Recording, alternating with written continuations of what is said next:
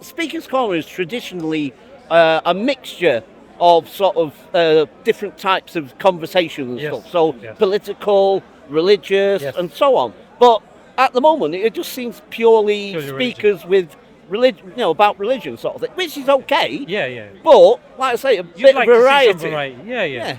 So, what would you like to speak about, Paul? And let's change the flavor of this part of Speaker's Corner then. Well, I'm not really a good speaker. No worries. So I don't What know. would I you like like to know about in terms of your views, or what would you like to kind of gain a deeper understanding, and we can go back and forth? well, you put me on the spot now. I'm not sure exactly, but I like listening to political discourse and that.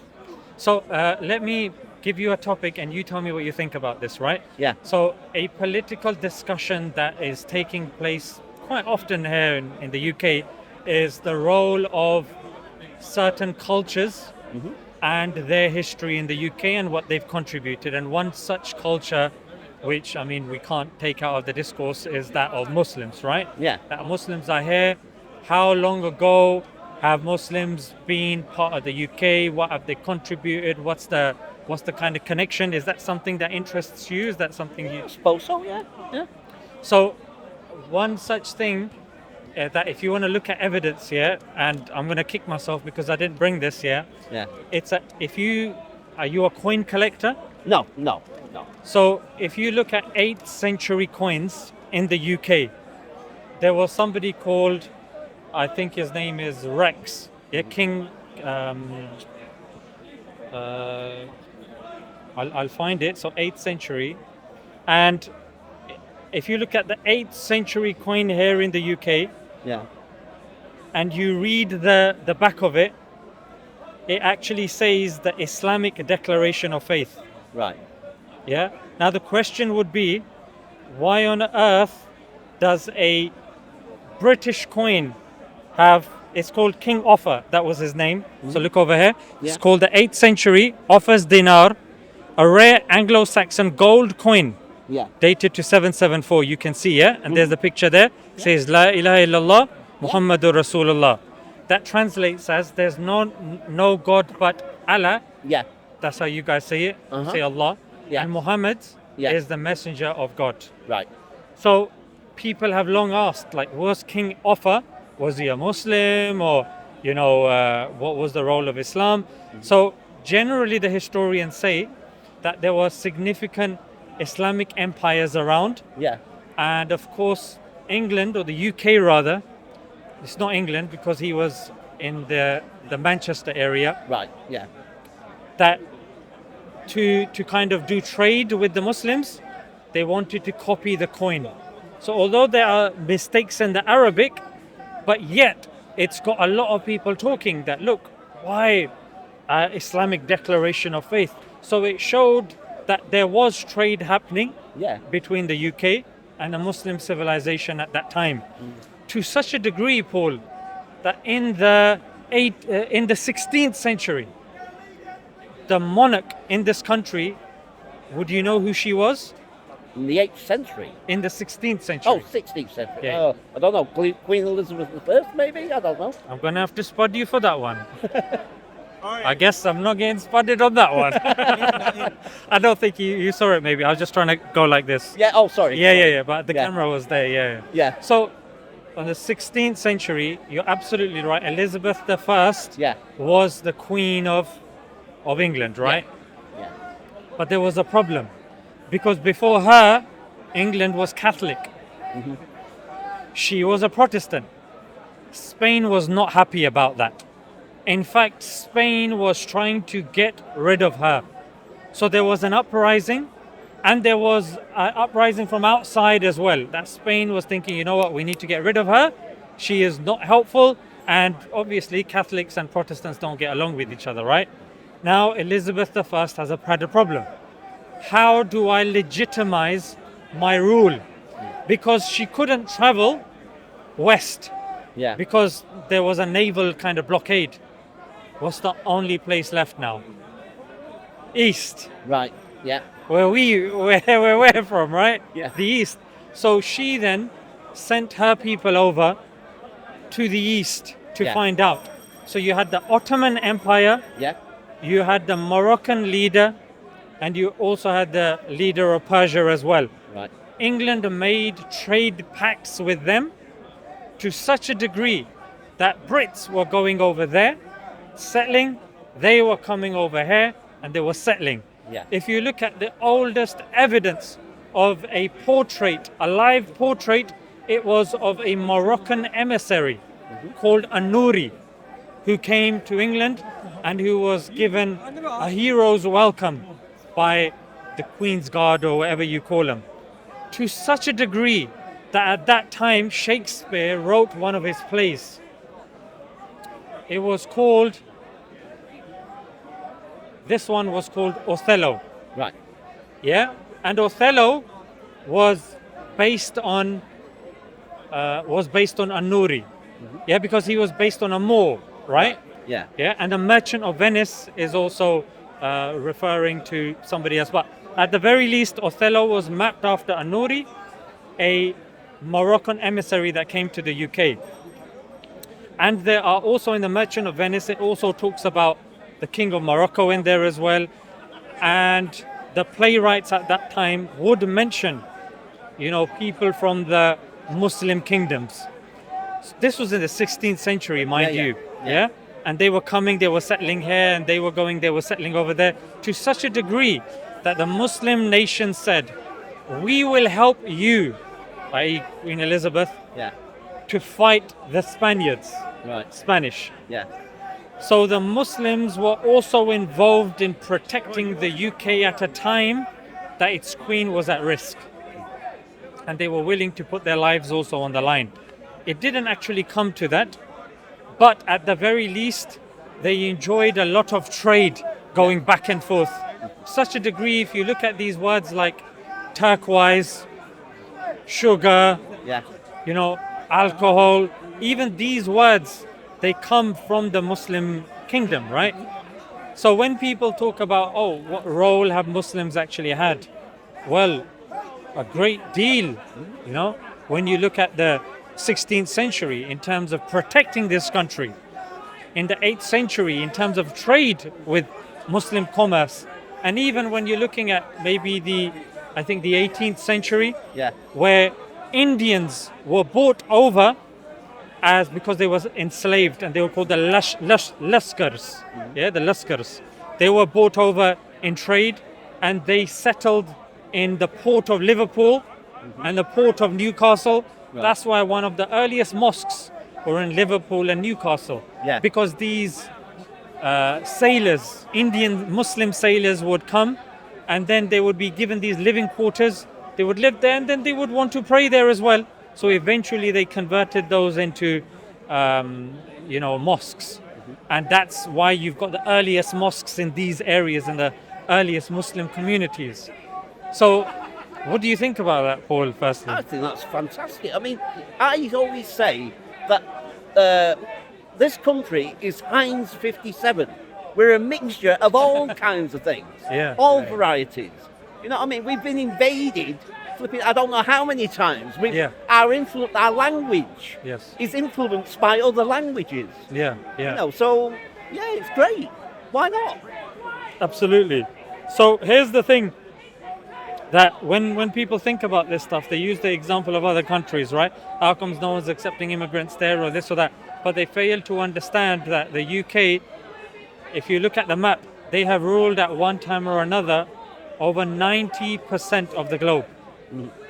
Now, based upon that, because obviously the British Empire was vast, and after the Second World War, people were actually invited via the Nationality Act to come and settle to help the UK thrive again. Yes, indeed, there was a time that it was then rescinded, and it said, enough's enough. But that's up to the country, right? You decide when you want to bring someone in or not in. But to say that, how comes this isn't happening to other countries? It doesn't make sense. It's a different category. Britain is a consequence of the British Empire. Other countries, the newer countries, of course, they didn't have empires. That's why they're relatively new countries. But even if that argument is to be made, look at the population of the UAE. Yeah. 70% of the UAE are foreign nationals. Yeah.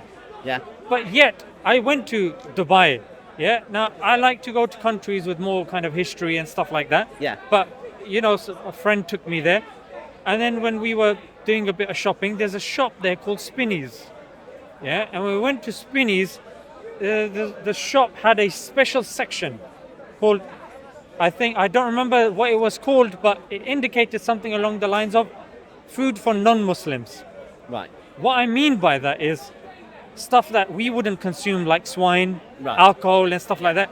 You guys had a special section there that, okay, it's a majority Muslim country, but you guys have your foods, Yeah. and we will cater for that. Yeah. You will have your sections. Yeah. There are churches there. There's all sorts of things there. So I would actually welcome for people, for Brits and Americans to, go to these majority Muslim countries. The image that people have when they think Muslim is like, a guy with a scarf and a sword in his hand going, or whatever the sound is. Yeah. It's a cultural sound. Yeah. But the thing is that majority Muslim countries are like Indonesia, Yeah. Pakistan. These are majority Muslim countries. Yeah. And the Arabs are minority Muslim countries, ironically. Right. So people don't really understand the dynamic. And I'm sure people love going to Indonesia and Malaysia in particular. I know I'm always bigging up Malaysia. I've never been, but I just hear so many positive things about it. And when people go, they realize that, there is so much to experience. Michael Moore said, if you look at the amount of Americans that don't even have a passport, you'll be shocked. Right. Yeah. Yeah. And wouldn't you agree, Paul, that that's a problem, right? Yeah. Travel broadens the mind. Yeah. Yeah. So out of interest, I'll put the ball back in your court. What Muslim majority country tickles your fancy and you would like to travel one day? Oh, wow. I don't know, actually. Do you know, I can't... Shall I name a few, yeah? Yeah. Yeah. Because sometimes people aren't sure if it's a Muslim Yeah, country or not, right? So you've got Iraq, you've got Afghanistan, you've got Saudi Arabia, you've got Malaysia, you've got Indonesia, you've got Bahrain, you've got Qatar, Yeah. where the World Cup happened, the Qatar World Cup. Yeah. Saudi Arabia, that's where another World Cup's going to happen as well. Right. And then you've got, of course, India, you've got Pakistan. Yeah. So out of these kind of countries, throw some more in there. Have I missed? I don't want to offend. Morocco, Algeria. Yeah, Morocco, Tunisia, Egypt. Algeria, Egypt, Somalia, actually. Egypt. Because that's, the pyramids and all that and the history of that Yeah, country yeah, yeah. would They've be got the amazing. mummy. They've got the mummies there, Yeah. and the daddies as well. Yeah. So yeah, Egypt's a good country as well. You've got your fair share of resorts there as well. You've got your pyramids there, Yeah. but you've also got, of course, I think you've got the Rosetta Stone, if I'm not mistaken, if that's there or not. Similar to I'm So not that- sure myself now. I think it used to be in the British Museum, but I think they had yes, to you're give it right. back. I'm not sure myself now. Yeah, Yeah. I think you're right. Yeah, so great deal of history there. You got Egypt. Bosnia is a majority Muslim country that's in Europe. Yeah. So that you can go there as well. Spain, ironically speaking, there is a kind of Muslim part of Spain where you've got the Alhambra, you've got Cordoba. I don't know if you know this, but Gibraltar is actually south of Spain, right? Yeah, yeah. Which today is claimed is British territory. That's right, yeah. Yeah? Yeah. So when you go there, you'll see British road markings, British bus stops, British buses. pubbies. Exactly. Yeah, I know, I've seen it, I know. Yeah, I've not yeah. been there, but I've seen it on TV and stuff. Yeah. What have you, I didn't know about that until I went there. I was in Spain and they asked for my passport and I was like, I thought I was already in Spain. Yeah. But apparently they've got their own kind of procedures there. Yeah. But Gibraltar, a lot of people don't know, comes from the word Jabal Tariq. Right. Jabal Tariq translates as the mountain of Tariq. Because I don't know if you know, did you know that the Muslims ruled over Spain for 800 years? Oh, right, okay. Do you know this? No, I didn't.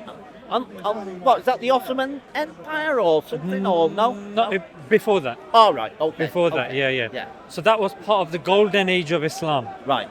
So in the golden age of Islam, the Muslims were leading in terms of scientific discoveries. Yeah. For example, coming up with a scientific method, the chemical processes like distillation, amalgamation, crystallization, even when it came to the first modern day university made by Fatima al-Fihri, Yeah. a Muslim woman, and we had regular waste disposal. There were street lights. Yeah. This was in Andalus, and we had libraries there that the king would pay, or the leader would pay its value in gold. Right. Because in those days everything would be written down, right? Yeah. To such a degree that it's also claimed that Daniel of Moli went to places in Muslim Spain like Toledo and then took a few books from there, didn't steal them, Yeah. and then he came back over here, and then eventually you had your first English-speaking universities like Oxford and Cambridge, which were precursors to Spain. So there's a big kind of overlap Yeah. from Islamic Spain, Andalus, to the UK. And that's why even I think in one of the museums there was an exhibition that was talking about the 1001 inventions from Muslim civilization. It's named after a book as well. Right. So if you ever get a chance, I mean, feel free to look into it. Because when the UK was going through dark ages, Yeah. we were going through what's known as the golden ages. Right. Right. And there was a great deal of overlap as well. And even until about the 15th century, if you were studying medicine in this country, you would have to read a book called Al-Qanun, Right. which translates as the canon of medicine. Yeah. It was written, if you search this up, the name that will come up is Avicenna. Right. But Avicenna is a Latinized word of Ibn Sina, Right. an individual from the Muslim civilization. So when people talk about, okay, what have Muslims got to contribute, what have they contributed? My respectful retort to them is, what have we not contributed towards? Even when you look at British culture, look at, or even like the artistic culture. Yeah. Mo Farah, Yeah. he's a Muslim, right? Mo Salah, which team do you support? I'm not into football. Yeah. I don't really like football, to be sorry, but I don't. I'm not a football fan. You know what, I'm going to shock you here. Yeah, go on. Neither do I. I used to, but Yeah. it just becomes a bit repetitive. The Yeah, thing that I do yeah. look forward to, though, Yeah. is the World Cup. Okay, yeah. I must admit, I do watch the World Cup. Yeah. So that's going to happen this year, right? Yeah. And so that's something, it's interesting because everybody's involved, right? Yeah, It's like a true. community, Yeah, I know what you mean. So you got Malcolm X, who was a Muslim, Muhammad Ali, who was a Muslim, Yeah. Diana, who wanted to marry a Pakistani Muslim. उसका क्या नाम था? Doctor, yeah, I'll find it. It begins with H. I think Hassan. Hasnat, Hasnat. Dr. Hasnat. If you type in Diana and Hasnat, Diana fell in love with Hasnat Right.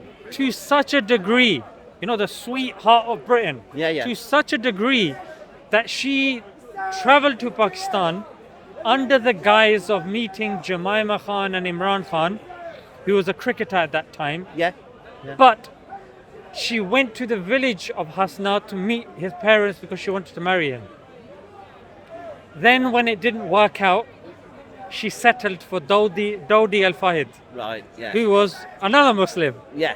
The son of the owner of Harrods, Fire. Fayed. Yeah. He used to own Harrods. But if that's not all, Queen Victoria, there was a movie that came out called Victoria and Abdul. Oh, right, okay. Check it out. It was on the buses and everything. Right. There's even a book on it called Victoria and Abdul. Abdul was a Muslim from India Yeah. who was a close confidant of Victoria to such a degree that, because after her husband passed away, she was very close to him. She didn't remarry. And she would be very melancholy. Yeah. She'd be very, upset and not a people's person. Yeah. But somehow she resonated and she connected with Abdul.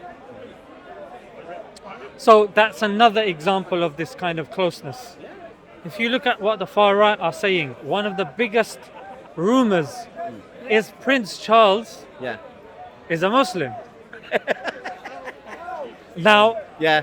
obviously I'm a man of evidence, right? Yeah, There's yeah. no evidence to suggest he's Muslim. Yeah. But if you look at their main people, the far rights, they are certain about this. If you Google Winston Churchill, Islam Guardian, just Google this. Yeah. Winston Churchill, Islam Guardian. Yeah. You will see an article that comes up where his family was worried that he would accept Islam. Right. So I guess what I'm saying, Paul, in a roundabout sort of way, is there is a relationship that predates this nonsense that's Yeah. raised by these guys. Yeah. And we have worked together many projects. The project with Elizabeth I, Yeah. the project, ironically, when Britain ruled over Hindustan, India, Pakistan, Bangladesh, Yeah. Yeah. that kind of unity. The UK ruled over it for 200 years. And, there was a lot of, and then they asked the Muslims to give their people to help them in World War One. And if you look at the statistics, majority of the people that were given Yeah. from an outside country were the Muslims. Yeah. Yeah. Yeah. And in World War Two, it's either, I think it comes to second. Right. We're number 2. Yeah. Yeah. So we're putting our lives on the line. Yeah. Helping and defending. And even if you look, Paul, at the statistics, like there's always studies coming out. Yeah. They did a study with all of these groups to see who was most patriotic out of the faiths. It was the Muslims. So the Muslims, have an affinity with this country. Yeah. And I don't deny, Paul, that of course there are issues. Yeah. There are issues and problems. Yeah. And those issues need to be dealt with Yeah. and need to be discussed and should not be brushed under the carpet. No. And I'm absolutely for that. Yeah, And yeah. I'm not here to make excuses for people. No. We hold our own to account. Yeah. And that's how it should be. So what do you think? Sorry. Any questions pertaining what I've said or anything you want me to elaborate on? Well, yeah, I agree with virtually everything that you've said because, like I say, we need diversity, and you guys have been here for a long time. And this far right stuff, I don't like the far right. Believe me, I don't. But surely they're about putting Britain first, Paul. They scare me, those sort of people. They really do. I I don't wouldn't trust them. see. If I saw you in a Yeah. dark alley, Paul, I'd go the other way. Oh, I hope I don't frighten people. No, in terms of like, I'd say this guy's is business. Yeah. He stands on business. Yeah. I might by accidentally elbow him, and I might be finished, mate. Just want to say, Yeah. the brother of my grandfather Yeah. died for Britain in the Second World War. He was in the British Army. Yeah. So yeah, I mean that. He was a Muslim. Yeah, Yeah, yeah, yeah. A lot of people have given their lives. Defending this country. Yeah, I believe believe that. Loads of them died. Yeah. And there's graveyards for them as well, for the Muslims. So Yeah. that was it. And you know what? We are here, we are very loyal. And when we hear this EDN and all this stuff, it really breaks our heart. Yeah, You know, we do. So anyway, I don't want to take away. But, yeah, but it's such a good it's a natural it's a natural consequence when people want to gain power. Yeah, the best and most efficient way historically is to do it through divide and conquer. Yeah. Yeah, you take the thing that divides the people, and then you create that rift, and then that's how you conquer them. Yeah. So I guess that's what I would say, Paul, and that's the thing that people are trying to do. And I think they're slowly becoming successful. But yeah, the more we kind of band together and we root it out and we deal with these issues, yeah, I think more worse people have come in Yeah. the past, and Yeah. we've persevered, and we shall persevere. Yeah. And I think that's what it is. Yeah. Because you're absolutely right. It is very important. I mean, I know you said that about the religion, but out of kind of curiosity, and I'm very open because I come to Speaker's Corner. Any misconceptions that you have pertaining something you've heard about Islam or Muslims that you want cleared up or you want more context on? Not really. I mean, because the thing is, I'm not a religious person myself. When I was younger, when I was in my teens and that, I sort of went into the what do you call it, evangelical Christian church sort of side of things and what have you, and then I didn't really take to it. So, but ever since then, I've just kind of been, I just, well, I don't know whether agnostic or whatever you call it, but no, I mean, I think I'm pretty clued up on sort of the Muslim situation and what have you, sort of thing. I think he's ready to take Shahada. So pertaining like God and stuff like that, is that something that interests you, or do you feel that it kind of gets stuck on a point, or what's your kind of observations on that so far? I do believe that there's something out there bigger than us, definitely, because this all couldn't have just happened by accident. But on a personal sort of level, I don't really adhere to praying and believing in something, and I don't know. I just, you know what I mean. I can't really. I don't know. I'm just. It's not really me, sort of thing. I'm an individual person that just sort of listens and whatever. So I'm not really into a religious sort of The heavy thing. stuff, yeah? Yeah. You said you believe that there's a power, right? Yeah, definitely. Do you believe it's one power, or do you believe it's multiple powers? Well, it's funny because like recently I bought a book on particle physics, and it's called Quantum Physics Made Me Do It, and it's I think a Canadian guy that wrote this book, and he's a particle physicist. Anyway, there's all these different theories about what happens on the molecular level and all this sort of thing. And there's sort of theories about multi-universes and all this lot. And is free will a real thing, or is it an illusion? Because according to some theories, free will is an illusion. Yeah. We don't actually have free will. Yeah. And like they sort of, when you look at that part of the science, they're actually suggesting that there is a possibility that some grand design in all this, that it doesn't make sense that this has all come together just purely by accident, sort of thing. So, yeah. So would you say that this power is one or many? I would suggest it's probably one. I can't see, because I don't know, many would make it maybe more complicated, maybe. I agree with you. Would you say that this singular power is independent? I think so. I'd say so. Do you think it's been around forever? Yeah, well, that's a really interesting question, because that really blows my mind a little bit, because like, how does something exist before we even sort of start questioning it and so on? I mean, what is it doing all that time whilst we're not here? I don't know, but it's really interesting, and yeah, maybe it was around before. Reason why I say that is because if everything else is dependent and that entity is independent, that means that for everything else to keep surviving, that thing cannot just come in and out of existence. That has to stay in existence. Yeah. Yeah? So the mere fact that obviously the systems are there and it's all here, that implies that that thing is eternal, right? Make sense? Yeah. And would you also say that that singular, independent, eternal power, that there's nothing like it? Nothing like it. Yeah. Sorry. Like there's no similarity, that we can't say, oh, I'm like that.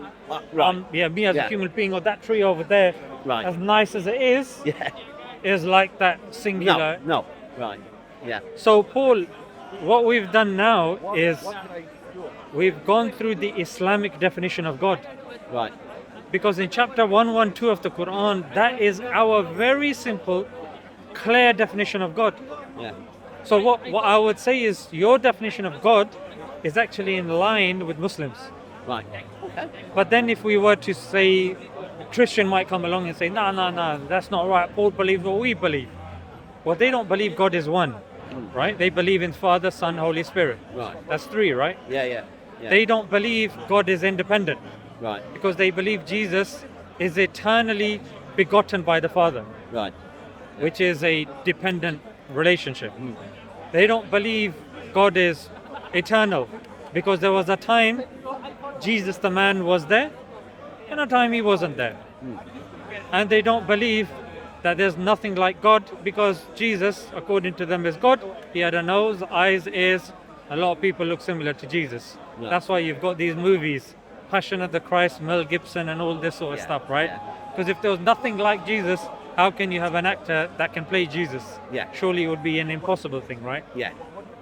And same with, I would say, Hinduism. Their concept of God, say is God the one? Ooh, what do you mean by one? Is it this? Is it that? It could be Vishnu, Krishna, or the guy with the elephant head. It could be this, could be, oh, we don't know. Is it independent or dependent? What do you mean?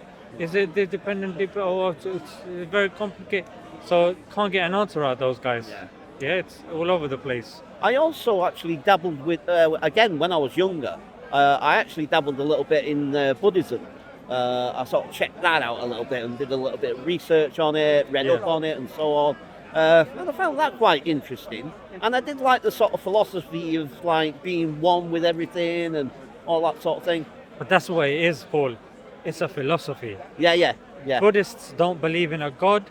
Yeah. That's why in the traditional sense they're not classed as a religion. No, that's true. But you're absolutely right. Look into Taoism, Buddhism, Shintoism, Hinduism, Judaism, Christianity, Islam.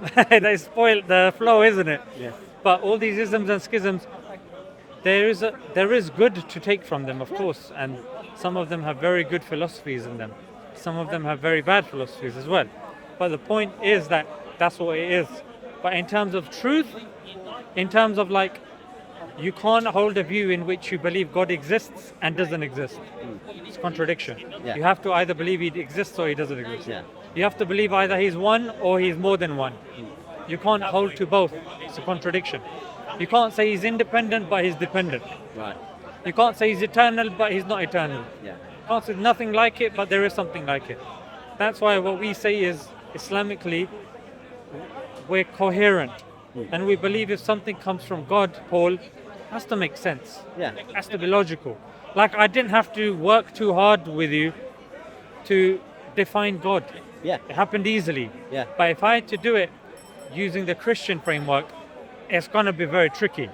I'm going to have to start telling you got the Father, Son, Holy Spirit. Yeah. They're all co-equal, co-eternal and individual entities. Yeah. Jesus himself was homoousios with the Father, which means he was the one substance with the Father, Yeah. which indicates that you've got the three persons and the one essence. Right. But then Jesus himself is two natures. You've got the human nature, you've got the divine nature, and both of them are they're fully God. And Jesus is fully God and he's fully man. Yeah. So and for a regular person, it doesn't make sense. Like you've got Christians themselves that call Trinity a monstrous dilemma. Yeah, Gregory of Nyssa, in the front page of his book, A Letter to Ablabius, says a monstrous dilemma. Can't understand. It's very difficult, mate. Yeah. And even I was reading up on Jesus not knowing the hour. I thought he was God, mate. Yeah. Why does he not know when the hour is? So, I mean, when you look at these things, Paul, it's very inconsistent. Yeah. And it leads... And religion is supposed to give you solutions, right? Not problems.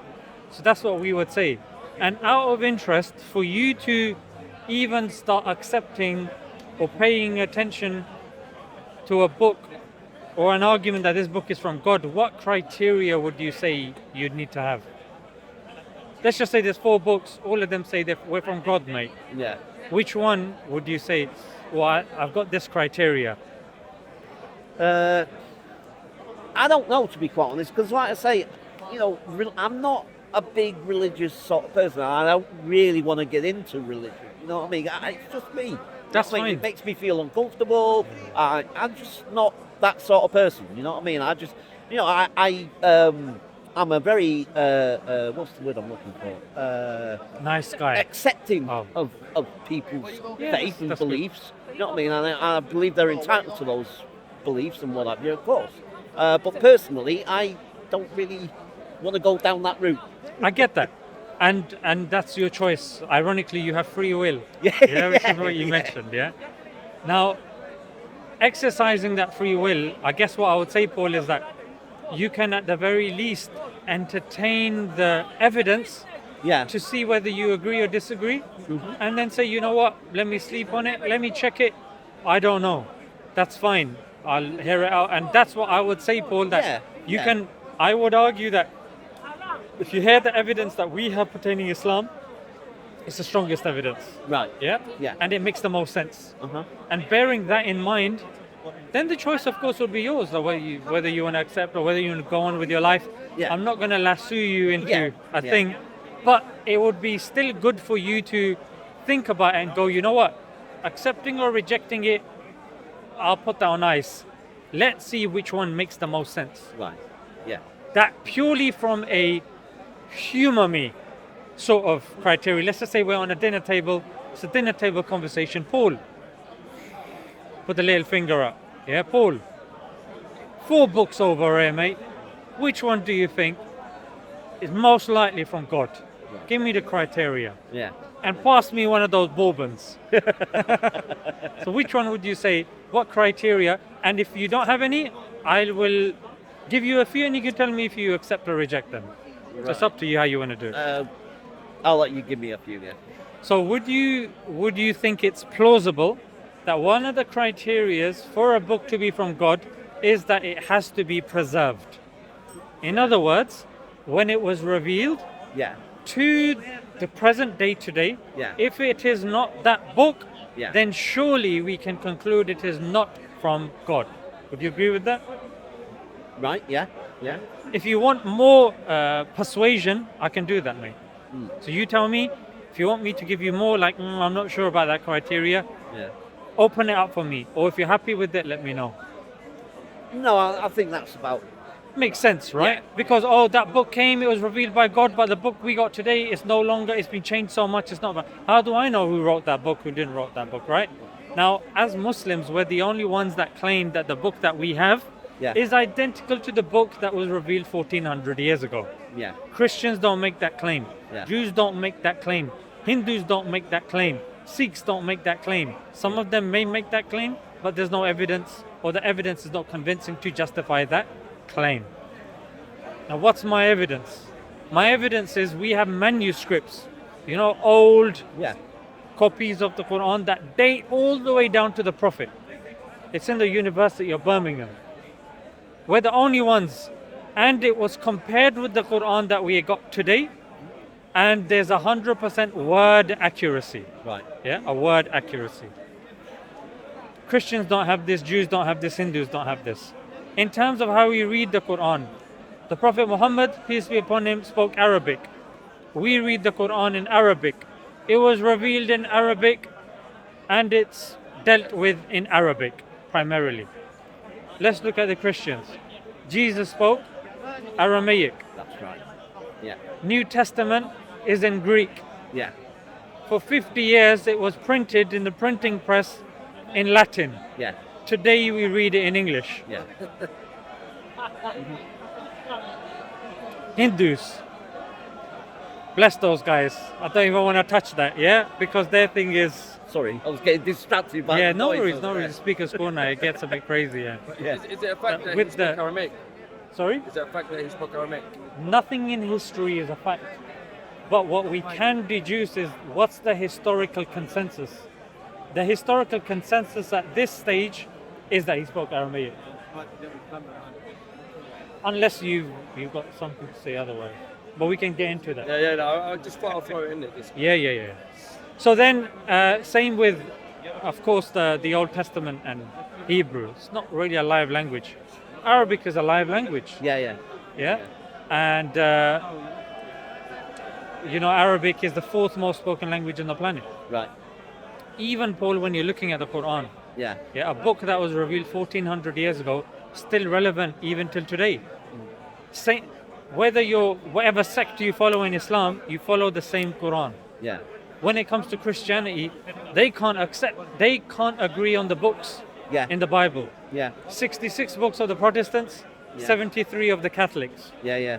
79 of the Russian Orthodox, or 81 of the Ethiopian Orthodox. Which one? Then when you're talking about, okay, let's take the Protestant one. Okay, King James Version. You've heard the King James Yeah, Version. yeah. Which King James Version? The one that was published in 1611 that also had the Apocrypha books in there, Yeah. or the one that we have today? Right. Okay, is it the King James version that came later, or the New King James version that we have today? Or the King James version, or the New International version? Right. Big differences. New King James version has got the last, I think, 16 verses of Mark. New International version doesn't have those. Right. So they disagree with scripture, is what I'm trying to say in a roundabout sort of way, Paul. Muslims don't disagree with scripture. One book. Now, to see if that book comes from God, if it was totally random, surely, Paul, it would have been outdated. People wouldn't be following it, wouldn't be relevant, and the people following it would be the worst scum of the earth. And they're not, No. right? And if you look at contradictions, Yeah. Quran doesn't have contradictions. Right. Otherwise, we're here in the park. They'd be over here saying, these Muslims, they believe this, but the Quran says this and that. We're here every week, Paul. Yeah. Like you said, talking about religion here. Yeah. Yeah. But yet, we're still here, we're still giving Qurans away. Why? Because there must be in it Yeah. a relevance, something that makes people interested Right. and intrigued, something that, knocks with the innate disposition of a person going, there's something about this. Right. That's, Paul, what I would argue, that if something comes from God, has to be consistent, has to be preserved, Yeah. has to be something that is that changes people morally, yeah, and there are arguments in there, the prophecies in there that we can measure. I mean, if that was something you're interested in, maybe we could speak about it some other time, or today. It's up to you. I don't want to hold you too long. Yeah. But- So no. Yeah. Not But that to was my general kind Yeah, of thing. that's- I know you've been very patient, and this isn't something you're interested in. Yeah. But I mean, thank you for your time. Thank you. And if you do have any questions, Yeah. I know Speaker's Corner can be a bit of a jungle sometimes. But hopefully we can create our little sanctuary in this jungle that we can exchange some ideas. And if you want to come back, I'll be more than happy to host you again for a nice discussion, Paul. That'd be cool. I'll be back next week anyway, so Fantastic. I'm making it a regular thing now. So Excellent, Paul. Cool. Take it easy. Take care. thank you very much. Thanks. I think, and the book has to be scientific. Yes. Yes, I like science. And you like science? I do like You're science. gonna love Quran. Oh. You're gonna love it. Yeah. And it tells you about the future. It Yeah. explains to you about the universe, about the other worlds. It's all in the Quran. If you love science, you're gonna love the Quran. Do you have a copy? No, I don't. Okay, when you go out, Yeah. when you go out there, Yeah. there are brothers there, pick up a free copy. Okay. And they give it to you for free. And just look for scientific miracles in it. Right. Thank you very much. You are good. I like you. Thank you. It is. Thanks, Paul. Take it easy, yeah?